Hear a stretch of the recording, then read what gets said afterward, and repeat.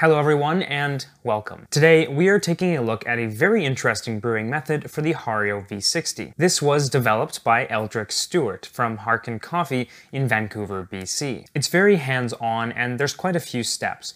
So we're going to brew a cup of coffee from start to finish, and then we'll go back and discuss some of the reasons behind each step. So to start off, we will get our water going, just off boil, wet the paper filter, and dump the rinse water. We will add 22 grams of coffee, shake it so that it's level, and then we will create a small hole in the center of the grounds. Zero out the scale and add 66 grams of water. Try to get the grounds wet and saturated fairly quickly, so don't pour too slow here. You can use the back of a spoon and push some of the grounds inwards from the sides. This should help keep all of the grounds involved in the brewing process and ensure that they don't stick to the sides too much. Once the water has completely drained and stopped dripping, set this portion of liquid aside and place the V60 on a new cup. Now, zero out the scale and add 100 grams of water.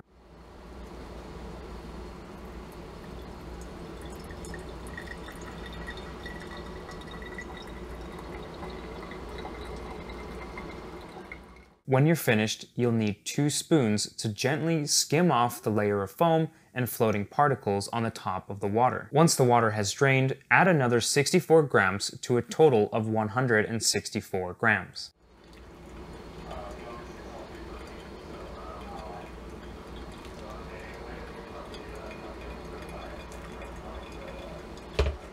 Discard the coffee grounds and filter once it's complete. And you'll now bypass just a bit of extra water. We will add 45 grams directly to the cup. Now, the last step is to add back some of that initial liquid. This can vary by taste and with different coffees, but in this example, I will add back about 10 grams. Okay, so those are all of the steps, and over the past week, I've been making several coffees with this method. The results have been great. The coffees are clean and vibrant and fruity, but there's a lot of explaining to do here, and it will give you some context to see if this is a brewing method for you. So the heart and soul of this method is that you are removing the initial liquid that comes from the bloom and adding it back in later. The reason for this is that most of the acids in coffee are smaller compounds that can be more easily extracted. So they will typically be pulled out in the initial phase of brewing. You'll notice that we added a little more water than usual for the bloom, about 66 grams of water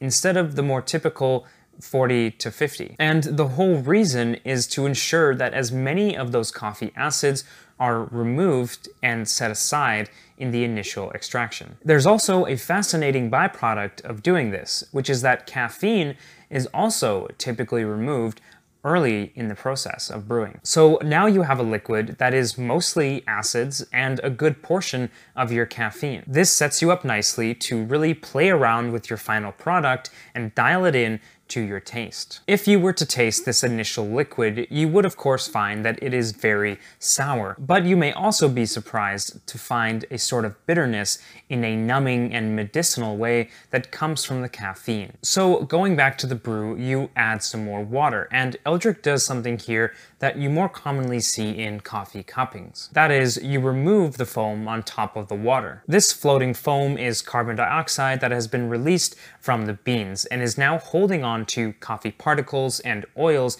and other flavor components. On its own, this layer is unpleasant to taste, and this recipe removes it in an attempt to keep it from dissolving any negative flavors into the cup. Then we get a bit more water, up to 165. If you've been counting it all and keeping track, you'll notice that the total water we've added to the coffee is only around 230 grams, just over a 1:10 brewing ratio, and this is fairly uncommon with pour-over brewing. But Eldrick believes that extracting anything past a 1:10 ratio is most likely to extract bland and watery and probably bitter flavors. So by stopping at 1:10 and bypassing water instead, you may end up with a coffee that has less strength and is a little bit weaker, but in theory it should be cleaner and have less bitterness. This should allow the coffee's sweetness and acidity to shine through. So for this coffee, I bypassed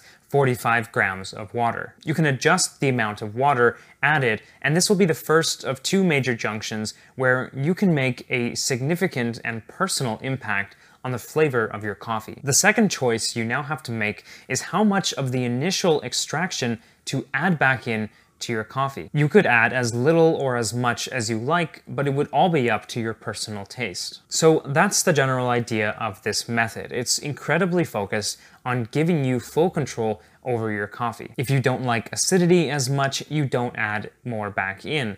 If you don't need as much caffeine, you can even control that. And as I said, the results that I've had over the past week have been very tasty. My coffee is very clean with no bitterness. I also like acidity more than some people, so I usually add a lot back in, and I like having that level of control. Although where things get more interesting is when you compare it to a more standard brewing method for the V60. I've also brewed this same coffee on a V60 with my preferred method, which I'll link up here if you haven't seen it already. And I think I still like it that way more, but it's tough to say because the acid bypass method is very focused on a certain style of coffee, and it may not be fair to compare them. Perhaps this method is more for people who want a lighter profile, something that reminds you of tea. The fruit notes are clean and pleasant, but they don't have that punch or juiciness that I found in other standard V60 methods. All I can really say at this point is that you should just try it. I know several people who swear by it, and it really changed their love of coffee. So it may be something that really resonates with you,